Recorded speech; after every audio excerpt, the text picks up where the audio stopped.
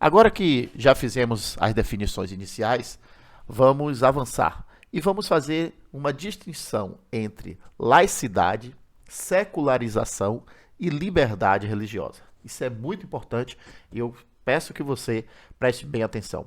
Mas antes de começar, você conhece algum país que seja teocrático, além dos que eu citei? Você pode colocar aí no comentário para compartilhar o seu conhecimento com os demais que participam desse canal? Retornando à laicidade, a secularização e a liberdade religiosa, por vezes, são termos usados como sinônimos, mas eles não significam exatamente a mesma coisa. O Estado laico, já definimos, é a separação entre o Estado e a religião. Já a secularização, ela tem uma relação maior com a sociedade, ou seja, com o povo em geral. Quando ouvimos falar de um processo de secularização, nós estamos entendendo que é o declínio da importância das práticas religiosas numa sociedade. Ela deixou a influência do papel central da religião. Então, não há uma relação direta com o Estado. E isso vem acontecendo já há algumas 5 décadas, mais ou menos, na Europa. Nós estamos vendo cada vez mais as igrejas vazias, tanto evangélicas, quanto católicas, quanto demais religiões. O povo lá está ficando secularizado, estão dando cada vez menor importância a Deus, à religião. No entanto, quando nós ouvimos falar que o Estado é secular, em geral isso é usado como sinônimo de Estado laico, porque essa característica de secularização está sendo atribuída ao Estado. Bom, por último, fica então a liberdade religiosa, que na realidade é a liberdade individual. Todos os indivíduos eles podem ter a fé que quiserem, a religião que quiserem, a crença que quiserem ter. E eles podem até praticar essa crença como desejarem. Para deixar mais clara ainda a diferença, nada impede que o Estado que tenha uma religião oficial, ou seja, que não é laico, como a Dinamarca é. Você sabia que a Dinamarca ela não é um Estado laico? Ela tem como religião oficial o luteranismo? Verdade. E também o Reino Unido, que já falamos que tem como religião oficial o anglicanismo. Porém, esses países têm sim liberdade religiosa. As pessoas podem escolher, sem nenhuma perseguição, outras religiões. E o nosso Brasil, ele é ou não é um Estado laico? O que é que você acha?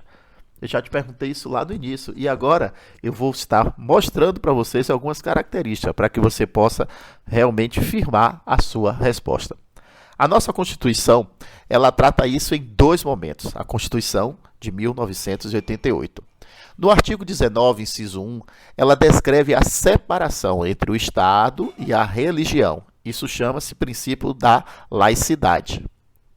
Também no artigo 5º, inciso 4, ela trata sobre a liberdade religiosa. Então, de acordo com a nossa Constituição, o Brasil é sim um Estado laico e com liberdade religiosa.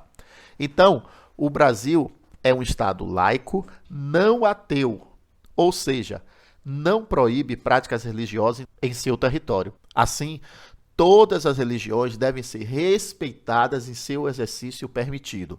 Os governantes, desse modo, ele têm o direito de praticar suas crenças individuais na esfera privada. Então, um presidente, um governador, um prefeito, um deputado, um senador, um vereador, eles têm total liberdade de escolher a religião que eles acharem melhor.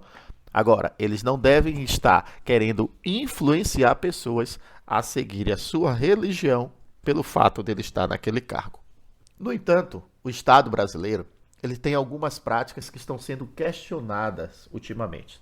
Questionadas principalmente por teóricos juristas. Não são pessoas nem cristãs, nem ateus, mas são pessoas que têm diferentes conceitos religiosos ou mesmo são agnósticas. Eles citam que a Constituição brasileira já começa no seu preâmbulo com a frase Deus seja louvado. E isso é uma das maiores polêmicas nesse sentido. Outra também é a questão dos crucifixos, que é um símbolo religioso católico, em repartições públicas. Então essas pessoas questionam que esses atos acabam por privilegiar uma religião acima da outra. ou uma crença acima de outras crenças ou descrenças, o que isso estaria ferindo o princípio da laicidade do Estado. E você concorda com isso?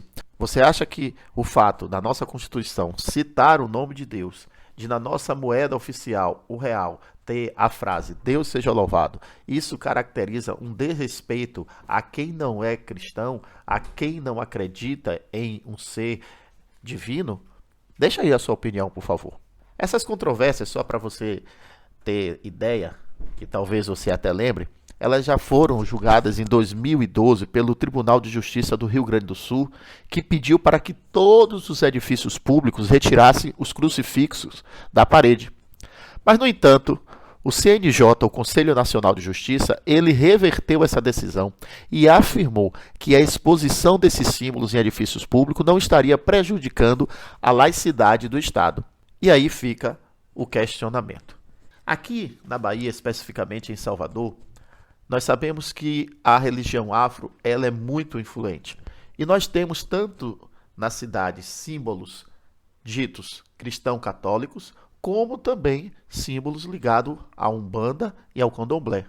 Nós temos no Dique do Tororó, próximo ao estádio da Fonte Nova, uma área enorme dedicada aos orixás, com várias imagens de orixás. Recentemente, na cidade de Salvador, inaugurou-se uma via com o nome de uma Ialorixá, também com uma estátua enorme.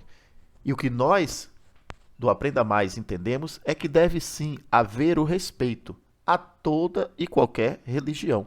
Nós repudiamos qualquer tipo de vandalismo, de discriminação, de distrato a qualquer símbolo religioso de qualquer religião. Cada um tem o direito de escolher o que quer. Há uma outra polêmica, bem atual, que é quanto ao crescimento da chamada bancada evangélica no Congresso. Junto com o crescimento da população evangélica no país, óbvio, os seus representantes políticos têm aumentado. A princípio, não há nenhum problema dos políticos revelarem suas convicções religiosas, isso a lei garante. E até mesmo serem porta-voz daquela população que estão representando. E isso pode ser um benefício, sim, para a democracia, ao apresentar diferentes pontos de vista de diferentes religiões. A questão principal é quando um político é eleito, ele passa a representar não somente as pessoas que elegeram, mas ele deve representar toda a população da unidade federativa, da unidade municipal, ou seja, o político ele é de todo o povo. Mas infelizmente o que nós vemos no país, e não só na questão da bancada evangélica, mas é sempre o político defendendo apenas uma classe. Se ele é eleito pelos rodoviários, ele só se preocupa com os rodoviários. Se ele é eleito pelos petroquímicos, só defende os petroquímicos. Se ele é eleito pela polícia, ele só vai defender os policiais. E isso é um mal no Brasil e que nós precisamos lutar para mudar essa situação. O que cabe a nós, enquanto sociedade, é fiscalizar os votos, fiscalizar as pessoas em que estamos votando, para garantir que eles não estejam tão somente sendo manipulados por um grupo para um bem minoritário em função da maioria. Quanto à liberdade religiosa, o Brasil ele não é considerado um país com significativas violações da liberdade religiosa. Ou seja, é um país onde realmente todos têm o direito de culto religioso. Porém, alguns incidentes têm acontecido, que nós chamamos de intolerância religiosa.